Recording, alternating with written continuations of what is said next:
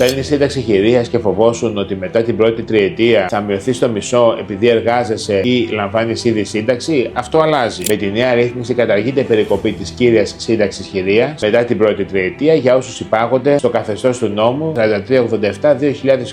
Ο επιζών σύζυγος θα συνεχίσει να λαμβάνει το αρχικό ποσό της σύνταξης, δηλαδή κατά κανόνα το 70%, χωρίς μείωση στο 35% λόγω εργασίας ή λήψης άλλης σύνταξης. Όσοι ήδη είχαν δει την περικοπή θα δουν τη σύνταξή τους να επανέρχεται στο 70%. Και κάτι ακόμα σημαντικό, για όσους δεν είχε εφαρμοστεί μέχρι σήμερα η περικοπή, δεν θα αναζητηθούν αναδρομικά ποσά. Παράλληλα, όποιος λαμβάνει δική του σύνταξη και σύνταξη χειρίας θα εξακολουθήσει να λαμβάνει τις εθνικές συντάξεις που αντιστοιχούν τα δύο διαφορετικά ασφαλιστικά δικαιώματα. Η σύνταξη χειρίας δεν αποτελεί χάρη. Είναι ασφαλιστικό δικαίωμα που δημιουργήθηκε από τις εισφορές του ανθρώπου που έφυγε. Αν έχεις ήδη υποστεί μείωση ή σου έχουν ζητηθεί αναδρομικά ποσά, έλεγξε άμεσα πώς εφαρμόζεται η νέα ρύθμιση στη δική σου περίπτωση. Στείλε μου μήνυμα, γιατί η έγκυρη νομική ενημέρωση δεν έβλαψε ποτέ κανέναν.